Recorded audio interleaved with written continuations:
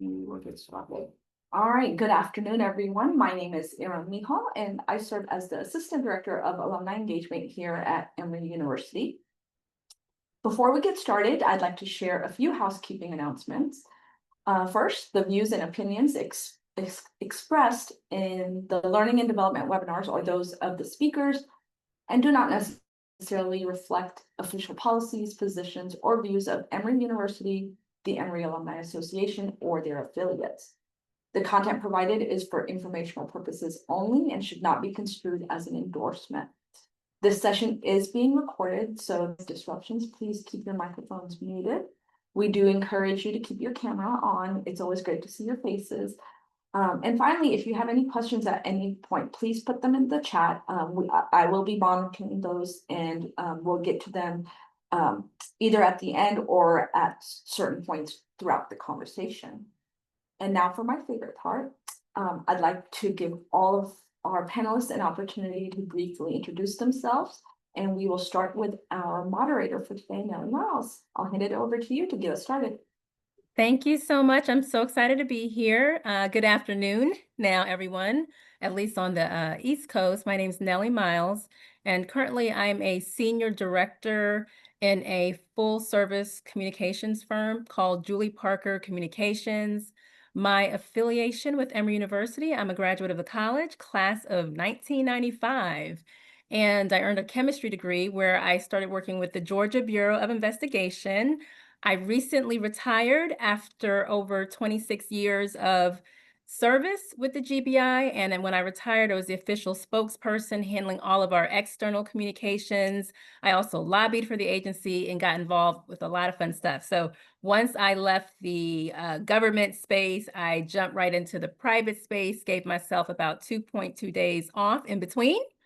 And so I'm enjoying doing that, and I'm looking forward to moderating today's panel. I am going to kick it off to one of my fellow esteemed panelists here, Agnes. Hi, everyone. Thank you for the introduction, Nellie, and I look forward to having an engaging conversation with everybody today.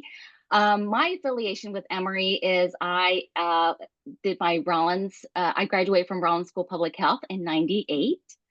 And I am actually a founder of my own business, a coaching business called Career Rescripted. And I like to believe myself to be a connector of people, ideas, and resources. And how I got into coaching is because I'm a first generation college student and graduate student. And also when I was returning to work after what I call my decade detour, it was really hard to navigate the challenges getting back into work. And that's what really sparked my interest in career coaching. But besides having my own business, which is coming up on 4 years now, I'm also a career development coach for Children's Healthcare of Atlanta, where I help to co-launch a career center for internal mobility. And I also am an Emory alumni coach and a CDC coach.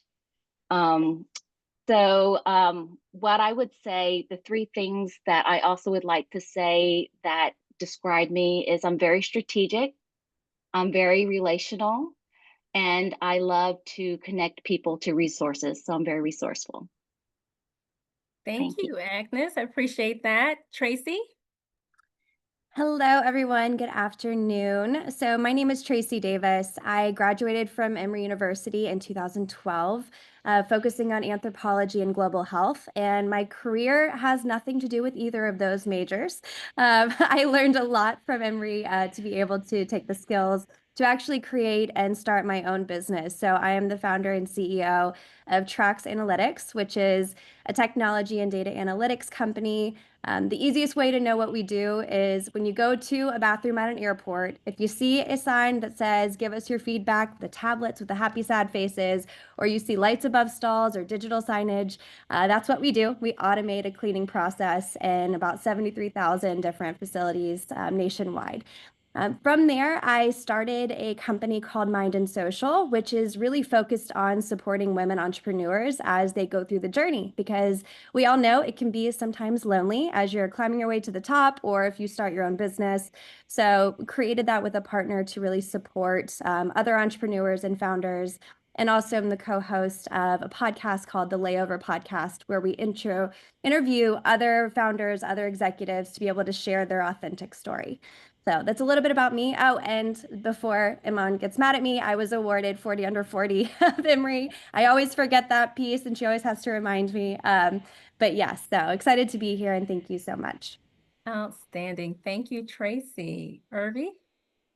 Thank you, Nellie. Thank you, Ram, for holding this. Hello from California. So I'm still in my morning, so good morning. I'm Irvi. I'm a connector, a catalyst, and a coach. What that means is I have a couple of things that I do. I did graduate from Emory from the business school, both in 1999 for my undergrad and in 2006 of my MBA.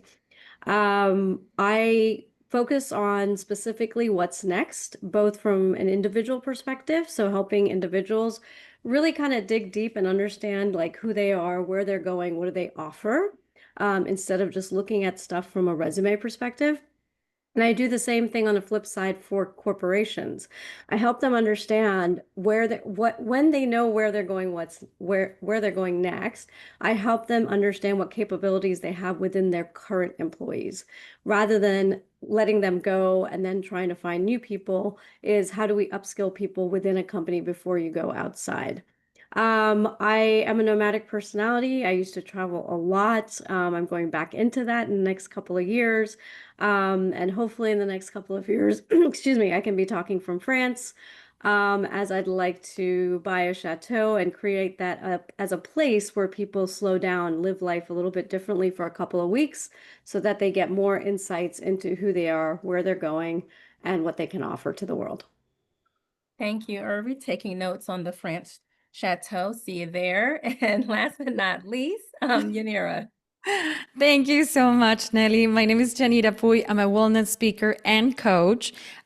Just like Tracy, I'm a podcaster. I have a podcast for 150 episodes. That's almost 3 years. That's in Spanish, and it's about women's wellness. And I just launched another one in English. Hopefully my English is as good as my Spanish. That is called From Breakup to Badass.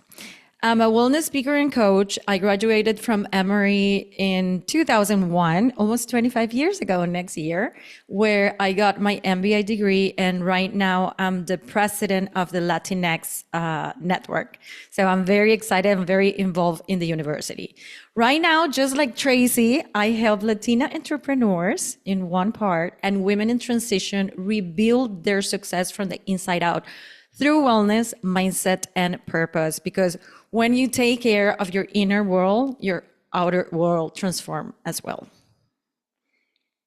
Phenomenal. And so as you can see, for those that have joined us, we have a really, not just a diverse group, but really leaders in this space, a topic that I think many professionals can relate to, no matter what industry you're in, no matter what your level you're at. And so without further ado, let's kick it off with the first question. And the first question is, what is personal branding? So I'm happy to start on this one. So for me, personal branding is really about owning your story and being able to emotionally connect with others while you share that story.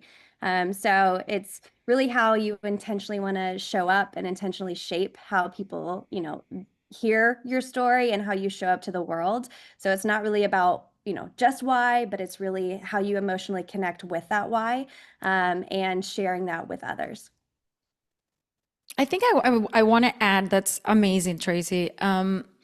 Sometimes when we think about personal branding, like it's not what you do, like I'm a personal brand, I'm a wellness coach. It's more on who you are. And that's the coherent part about like what you do and, what you do and who you are.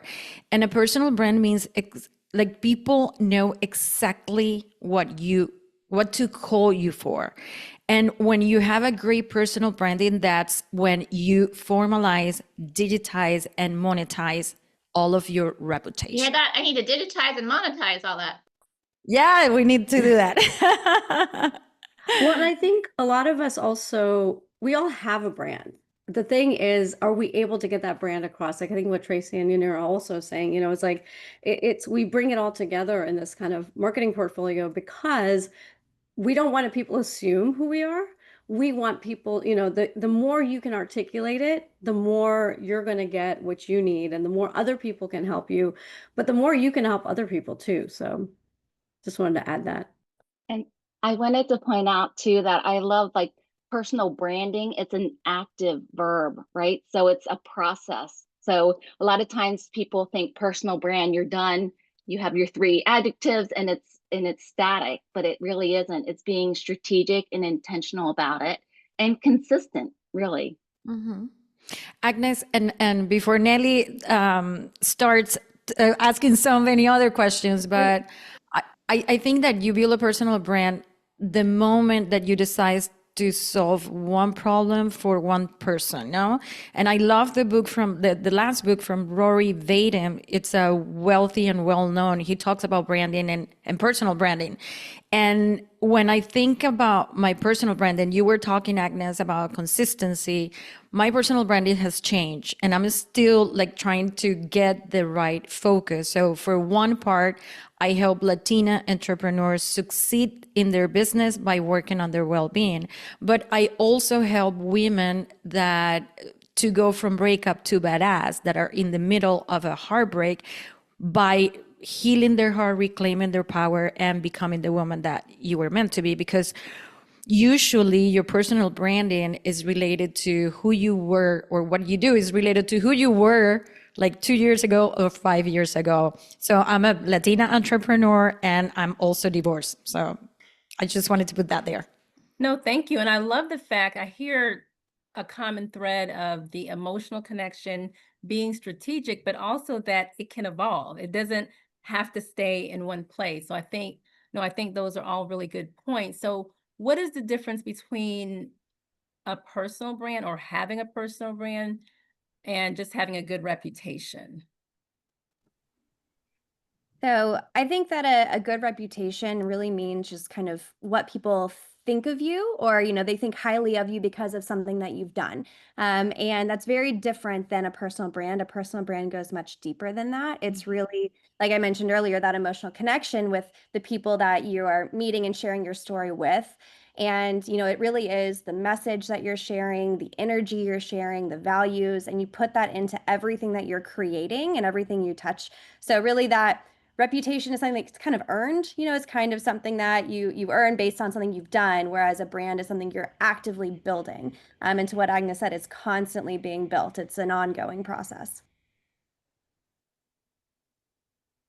Anyone else have anything to add to that? Well, Jeff, oh, go ahead. Go ahead, Agnes. No, I was going to say Jeff Bezos says your personal brand is something that people say about you when you're not in the room, but it could also be your reputation.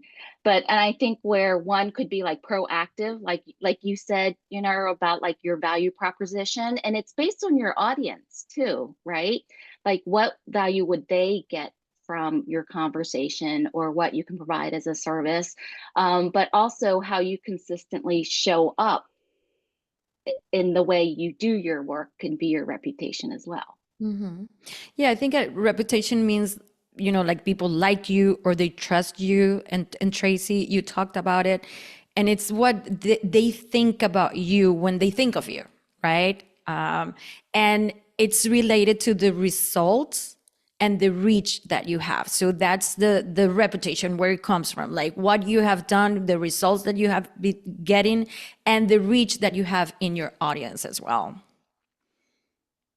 And my next question then is, how can someone, this one hits home, having just retired from an agency that it's not paramilitary, but I mean, a law enforcement agency, there's going to be limitations for how one can be strategic in developing a personal brand. And I imagine there are other organizations and maybe even corporations that may not take too kindly to someone kind of going off and developing their own personal brand. How can someone clarify their personal values and ensure those values shine through in their professional narrative?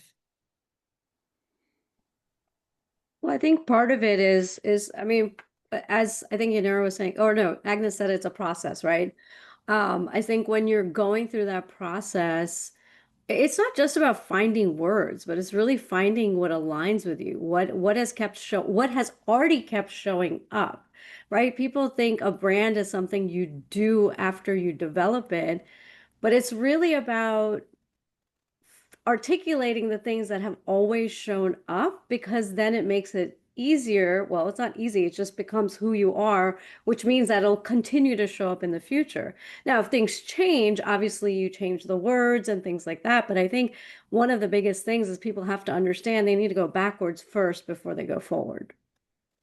Yeah, to second on that, I think the hardest part is forcing yourself to sit down and just have that reflective moment. I think that's honestly probably more difficult than the actual creation of the personal brand itself, because you do have to get really real and authentic with yourself. It's a level of vulnerability that's required while you're creating this personal brand.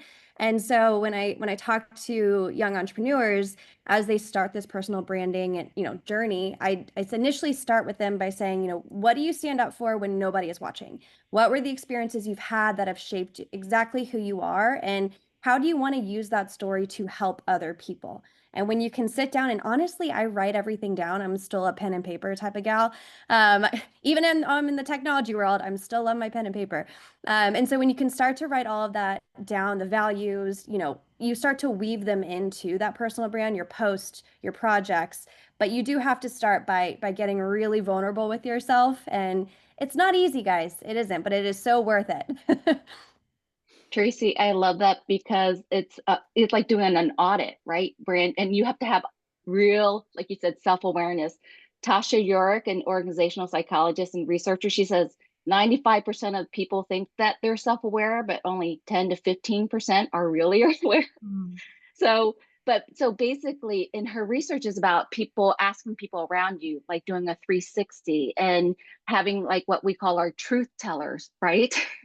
Who will honestly say, share with us how they experience us versus how we would like to be experienced too.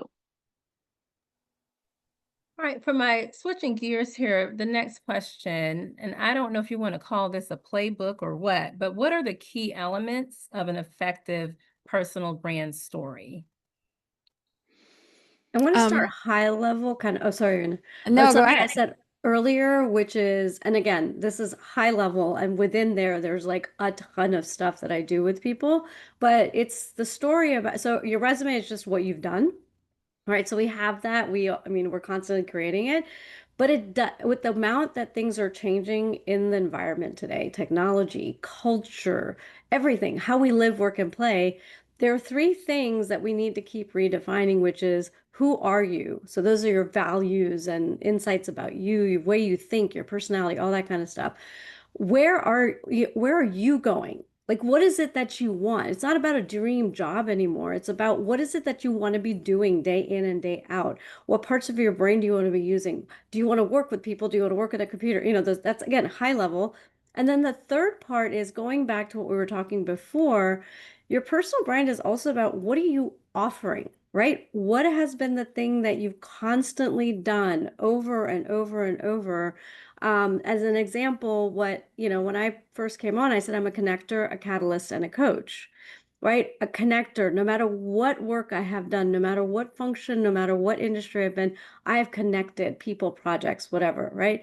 That has consistently shown up. It's also one of the things I love doing the most, right? So those are the things like, Tracy was talking about, you got to dig deep, and it's not just, oh, here's a question, answer it.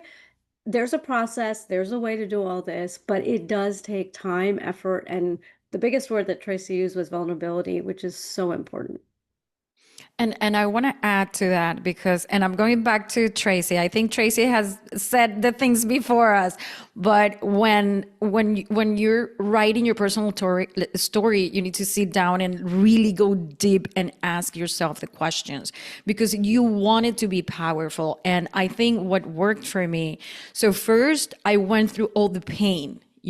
Like I know what it's like to appear successful. I mean, we're all entrepreneurs and we know that it's not easy, but you feel lost. Or if I tell my story about my divorce, it's like when I deep when I hit rock bottom.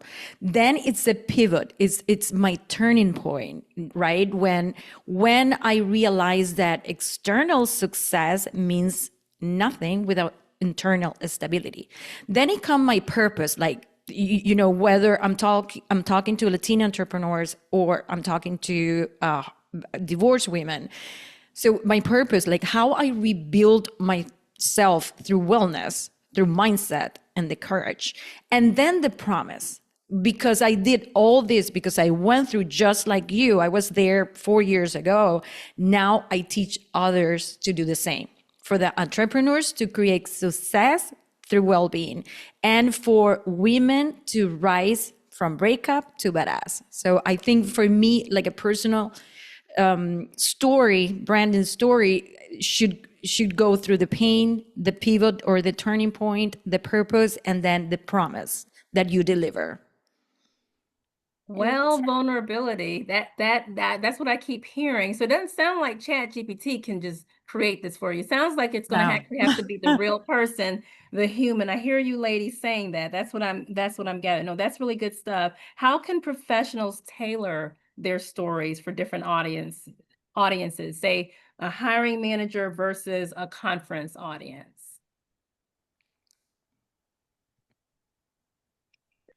So the Go ahead. silent, we're all looking on who's going to talk first. So I think it goes to really the intent of the conversation, what you're trying to achieve, with that person and that connection you're trying to have with that person. So, like you said, a hiring manager, they're going to want to just understand really the skills and the results of it. It's kind of goes down to more of a tactical story when you talk to someone that you're trying to connect with about the experience and the challenges that we spoke with, that they really are looking for inspiration. So how you communicate with them is going to be a more inspiring and maybe less tactical on what you've accomplished.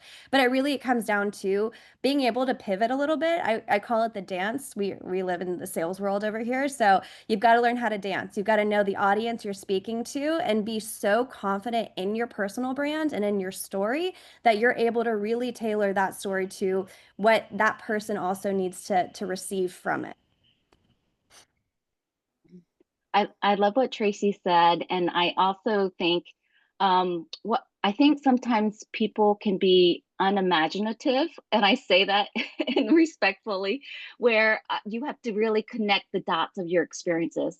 Not that I did this here, I did that here. It's just what Irvi had mentioned before. What is that through line? What was that thread? The common thing that, despite what your roles are, because you are a lot more than your title. That's what I think a lot of people equate, I am this, and you see it on LinkedIn and everything like that. But if you think about it, a lot of our professional narrative are becoming stories, us finding our voice as entrepreneurs and then helping others become or move in the direction that they want.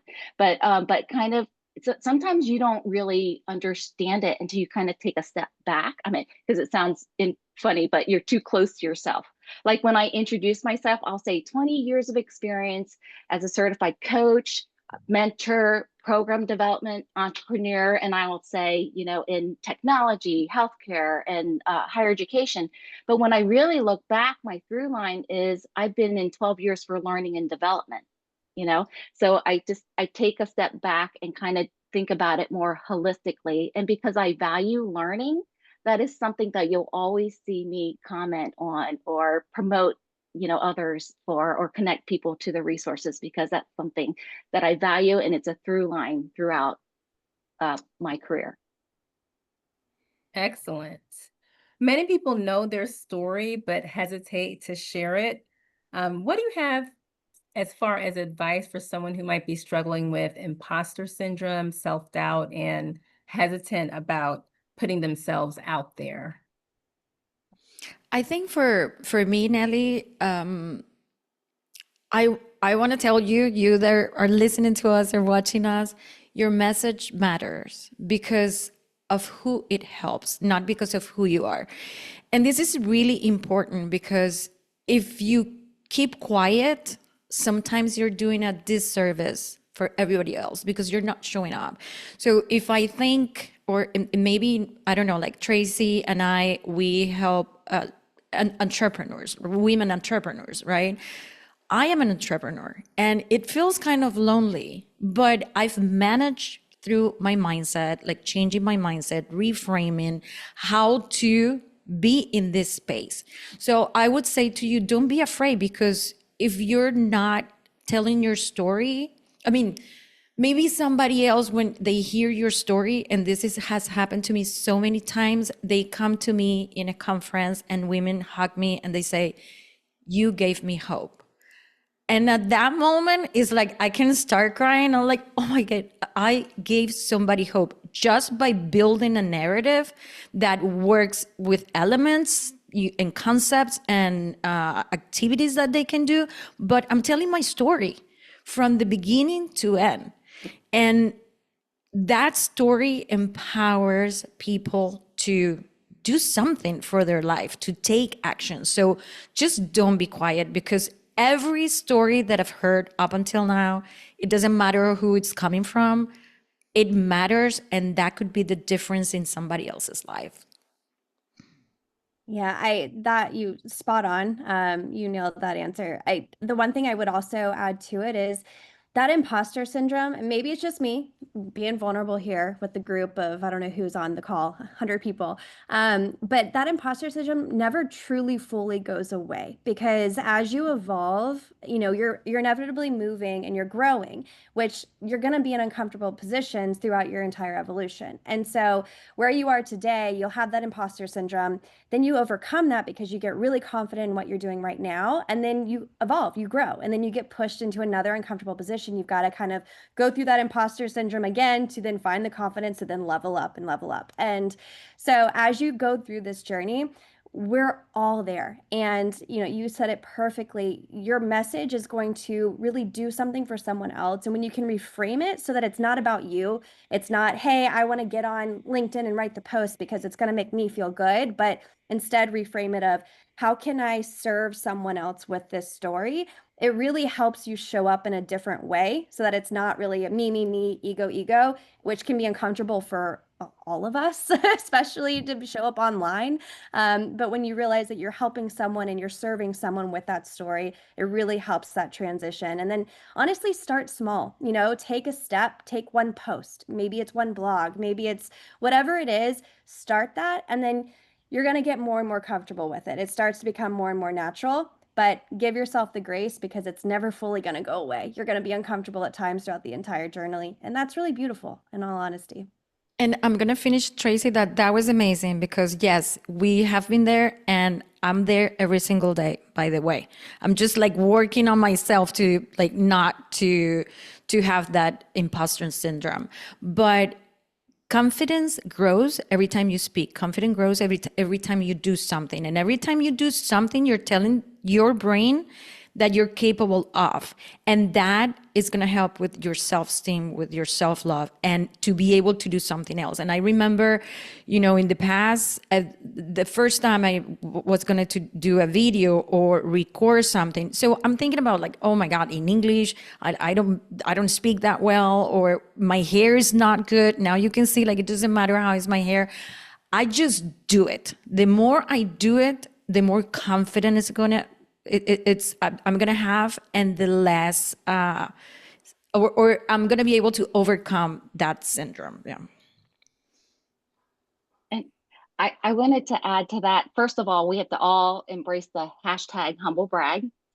But also, I think when you're in a moment of like reinvention or a pivot, I will speak to all the Emory alums on this fireside chat.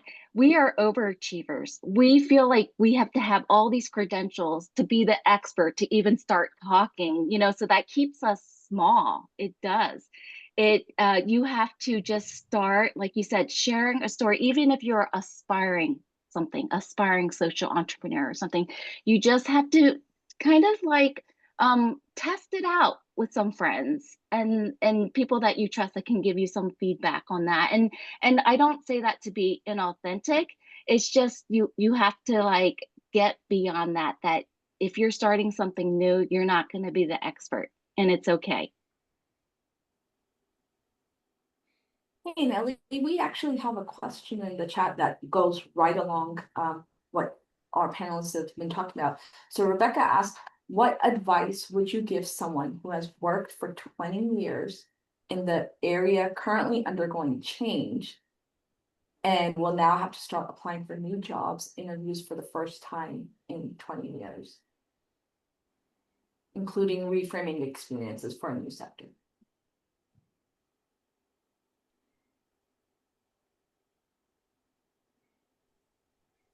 So I'll kick us off again. Or, Agnes, if you had something, please. Well, first off, congratulations, because that's incredibly difficult and it's beautiful. And it's really exciting to start those new chapters, although it can be scary at times. So we have to recognize that. My advice would be that you have 20 years of building skills, of creating something, of accomplishing so much, and those can transfer into other industries, other jobs. So the skills you've learned in one job, it doesn't have to be just I'll just use sales as an example. I know how to enter into a CRM and do Salesforce, and I'm an expert at that. It's more. It's about I was able to accomplish X, Y, and Z. I've learned new systems. I'm able to bring in my experience of building out new platforms for a sales department. But it's really just creating that approach of what have I accomplished and how can I adjust that story, that personal brand, like we talked about earlier, to the audience, because you have done an amazing, 20 years in an industry. That's huge. That's huge. And people look at that with such loyalty that nowadays we never see. It's people are hopping around doing different things left and right. So to be able to say, I bring 20 years of this experience and I can really create something, I can bring a wealth of knowledge to you as you're going through this interview. I think it's beautiful. And get that reflection down. Like we said, start and journal and write down everything you've accomplished. And I tell people all the time, you kind of have to have this journal of your own accomplishments, which can be uncomfortable, but anytime you were in a publication or you were featured in something or you were awarded something, you got to write that down so that you have this proof of all the incredible, achievements that you've had that you can share with this new industry or this new job or this interviewer. And I'm going to add a story to what Tracy is saying, because she's totally right.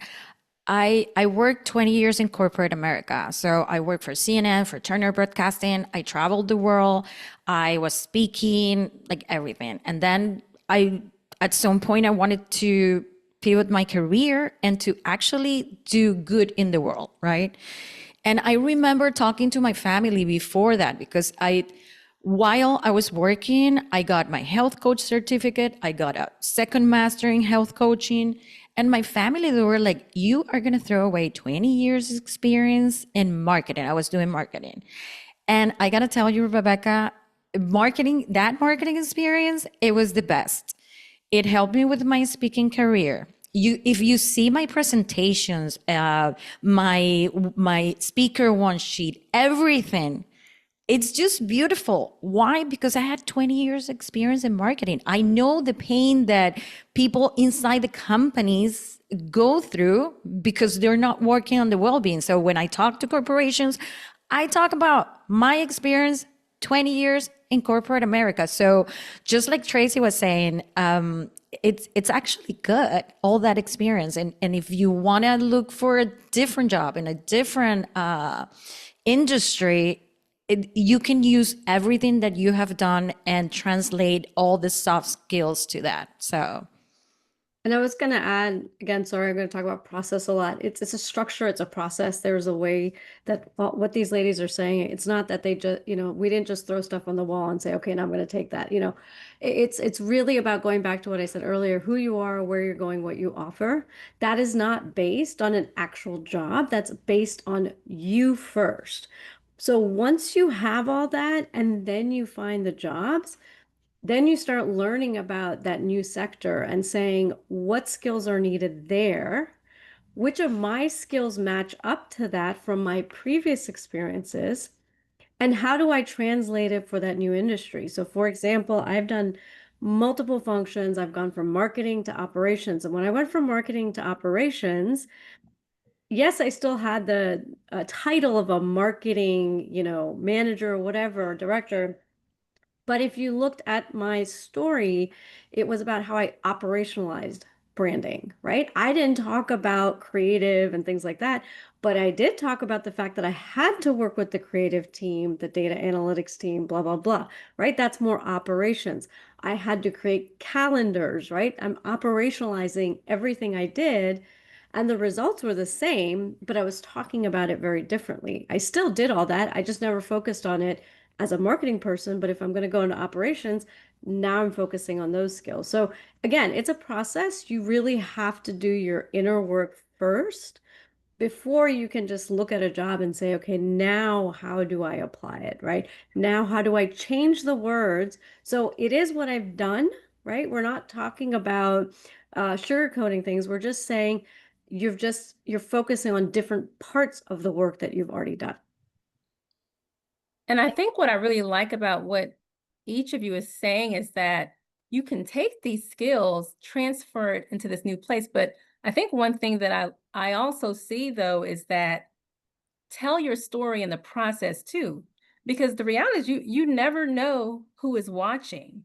And just because you may not get the reactions and the comments on a post or people running up to you, fangirling you, doesn't mean you're not being watched. And I can relate after 26 years at the Georgia Bureau of Investigation, a government space, my last 2 years, I mean, I started to strategically tell my story, amplify the agency's message, but so it's not necessarily about me, like Tracy said, but people can see, well, if you can build an organization, at least for the public facing side in that way, what other skills that you have? And the CEO of the current firm that I work with directly reached out. She saw me telling my story strategically over time, being consistent, sharing the wins, the lows, all of it, being vulnerable. And I'm able to transfer all those same set of skills. I started out as a forensic chemist, and then I went into communications, and now, so you can do that. But it doesn't happen overnight, like everyone, like the ladies are saying. You definitely need to be strategic, have a process, and do the work. I really, really like that. My next question, I know we spent a lot of time on that, and I'm supposed to be the moderator, but I'm over here taking notes. I'm like, woo, this is good. They should have picked someone else to do this, because I don't know about you all, but I'm getting a lot out of this. Next question. How do you decide rather what's worth sharing and what's better left private? Okay, I'm gonna start because I put in, I'm a speaker and I do a lot of stories within my conference or my talks. I would say just share from the scar and not the wound. You know, if it's something that is gonna help the audience move forward, it's something valuable. It's content, but if it's gonna reopen the pain, it's still healing. And I mean, you don't want that. So when I talk about my resilience talk, like how I overcame the heartbreak, the divorce, or the loss of a job, I don't focus on how, how was my breakup. I focus on the lesson. And I love this, when you focus on the pain, you're going to keep suffering, but when you focus on the lesson, you're going to keep growing. So that's what you want your audience to see, the transformation. So they want this story because they connect to it, but you want to tell them how you transform based on that lesson. So again, just going back to the beginning, just share from the scar, but not the wound. I love that so much. My version of that, it's same. I word it that if it's still raw, then it's not ready. So very similar. I love it. I love that scar too, because if you can share it from a place of that reflection, and it's going to serve someone else, and you can look back on it, and because inevitably we all have these stories, these journeys that create our personal brand that have come from challenges. I mean, that's at the end of the day. It's not like we're just coming out and talking about all the beautiful things that we've done. It's no, where you get vulnerable. When you're creating a personal brand, it's supposed to be messy, because that's how people are going to connect with you. They don't want to connect over perfection. They want to know that, hey, you can still accomplish all of these things and it can still look messy along the way, and that's all right. And so when you're creating that brand and when you're sharing those stories, if that messiness, that messy part is still, like I said, if it's still raw, and then it's not ready to share, and that's okay. Give yourself the grace to heal, to learn, to digest, to reflect everything that you have accomplished and gone through. Give yourself the grace to heal from that. And then know that the right time, you're going to know. It's inevitably going to sit in your heart of saying, you know what? I know this story is now here to serve other people, and I know that I'm capable of sharing it. So it's really kind of having to trust your gut. You don't owe the world every detail. You really don't. But at the end of the day, sharing your truth, the level of impact that you can have on just even one person, it makes it worth it. Tracy, I'm going to steal your quote and I'm going to feature it tomorrow in my new episode of the podcast. I love that. There's so many good ones. I'll go back to also, it sounds like everybody saying, going back to vulnerability, because it's a process. You have to, if you're ready for a change and you want to have the conversation, start a conversation with someone about it, you have to signal it. You know, a lot of people hold their cards really close to them because they're not ready or they feel like they'll be judged and everything. But if you really want the support, and people want to know how to help you. And so it's a powerful way to start that conversation with your story. Did you have anything, Irvi, that you wanted to add to that?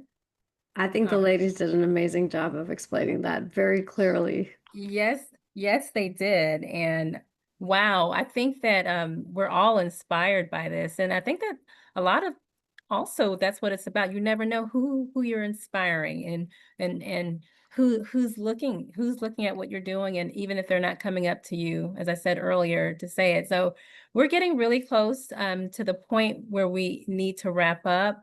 But I do want to give each of these ladies an opportunity to have one closing thought. And I'm just going to put it to you this way. Please tell me one question that you wish that I would have asked and didn't ask, and what that answer would be.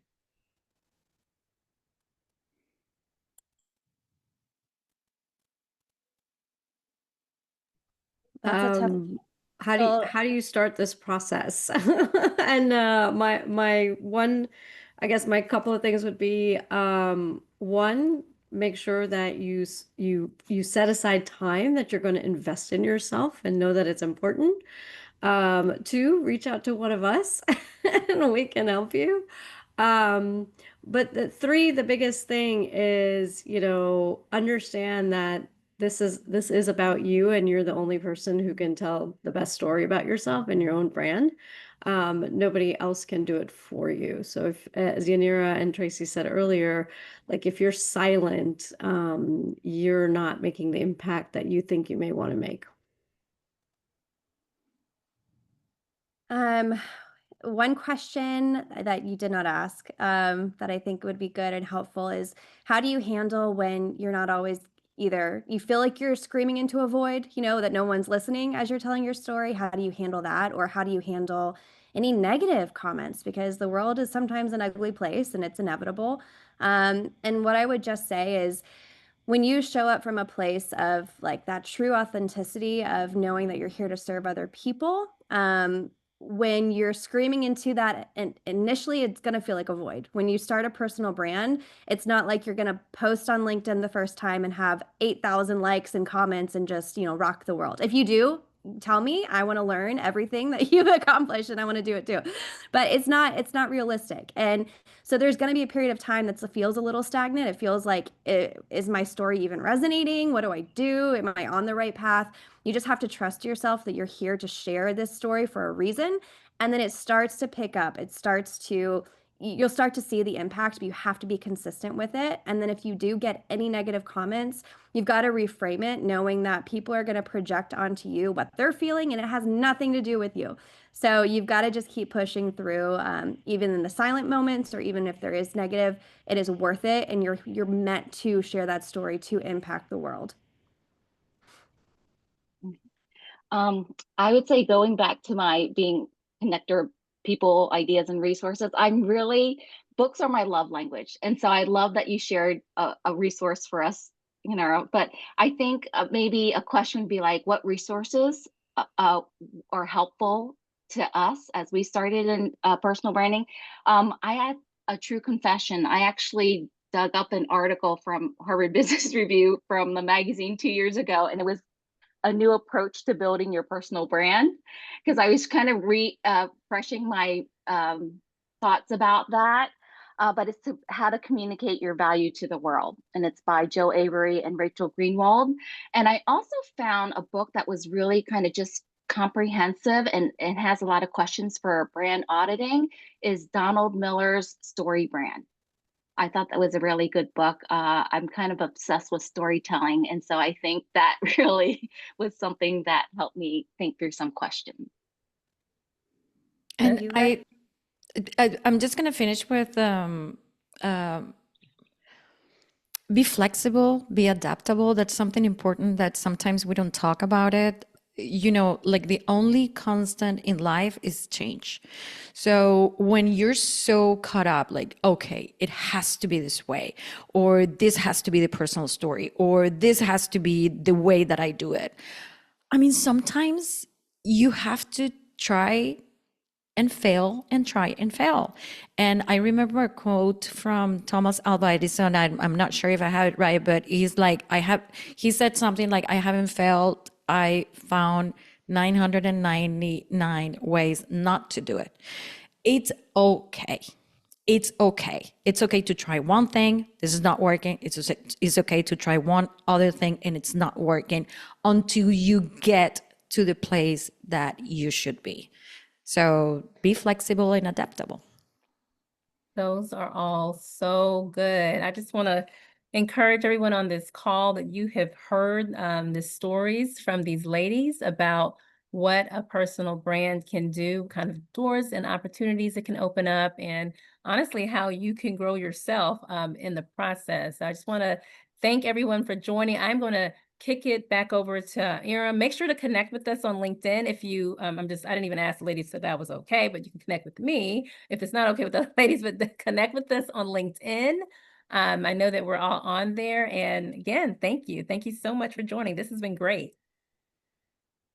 Thank you so much. Thank oh my gosh. you. And thanks for moderating, Nelly. I felt like my mind was blown. Like every time you ladies spoke, I was just like, oh my gosh, I was looking for the mind blown emoji. I couldn't find it. But this was great. So we do have a couple of questions in the chat. So those of you asking about the recording, yes, you'll get an email after this is over. You'll get an email with a link to the recording. You'll also, as soon as we end the webinar, you'll also get a survey that will pop up. So please take the time to fill that out as soon as it pops up while it's fresh in your mind. But let me go back to some of the questions we had. So one question we had from, is it Yesenia? I apologize if I'm saying it incorrectly. It says, thank you all for your wisdom. How do you select the right vehicle to share your message? I think it has to do with something that, one, appeals to you, two, appeals to your audience. There's so many ways right now to just reach your audience, right? And maybe you have heard before, just go where they are. Not, okay, so I want to do this. And if, I don't know, let's say if entrepreneurs, they don't listen to podcasts, but I want to do podcasts, well, I need to reach them. If I want to service them, I need to go where they are. So that would be something important, but it's something that has to appeal to you, right? But for example, for me, I have been podcasting for almost 3 years. I love it. I want to do this. I want to do it. I want to be on TV. Thank you for bringing me here so I can be on Zoom. I thrive on this, and I thrive of being in front of people. So maybe for another person, it's writing books because, you don't want to tell your story in front of people. So just basically think about when you're choosing your audience and when you're choosing the vehicle, that is something that is appealing to you and your audience as well. So Yeah, I would say, go ahead. Go ahead, no, Tracy. please go ahead, Agnes, please. No, no. Just I would embrace Anne LeCombs. She's a neuroscientist that wrote the book Tiny Experiments. Embrace her philosophy because it's not about failing, but it's about trying different things. Like last year, I was on a friend's podcast called Midlife Mojo. And it was someone actually who worked at Emory with me. And it's because I'm curious about podcasting, but I'm not sure about committing and I don't know all the things that take this. But I had such a wonderful time on that. And so just try things that are a little bit scary. They're safe and they're scary on the other continuum. There's some things in the middle that are going to really work out for you. Yeah, and I was gonna say, to piggyback, it has to feel, and you said it spot on. It has to feel right for you because if it starts to feel like another job, where you're dreading it, and then you're never gonna get that level of reach that you're looking for. So I think it's really important to start in an area that you feel like, you guys mentioned that your audience is there. But then just start small, because when you start to say, okay, I have to be on TikTok, I have to be on LinkedIn, I have to be on every social, it's almost impossible to keep up with, especially in the very beginning. So I like to say, choose a vehicle that feels really authentic and really natural for you. Like she said, if that's writing, maybe it's a blog. If it's really just short form content, maybe you do a TikTok. Whatever that looks like, start in one area and then start to get comfortable with that, get your story down, get your mojo going, and then you can start to evolve into other areas. Because for example, I started my personal branding journey, 5 years ago, and I started with just a blog.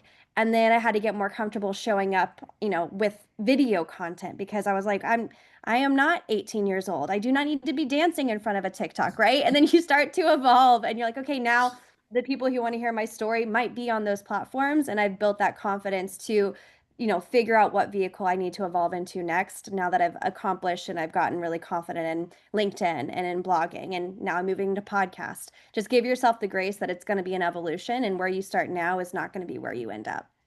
Yeah. And I was going to give also another perspective is, I've been coaching for 10 years. I was in a corporate experience for 20 years. I actually don't do a lot of social media. And part of it is because I just don't have the brain space to spend time on that right now. Something that's very much I've had to bring part of my brand is I literally have 2 weeks on, 2 weeks off. And that has nothing to do with like taking time off. It's my body has told me that I'm going through perimenopause. And for me, it's that bad, where 2 weeks I'm literally sitting in bed. So if I'm sitting on these schedules that I need to put social media out there, it's just not going to work. So I will say the medium I use is I talk to people. I do go to events. I talk to people. I'm not necessarily speaking on stage, but I tell my story. I tell people how I can help them or whatever.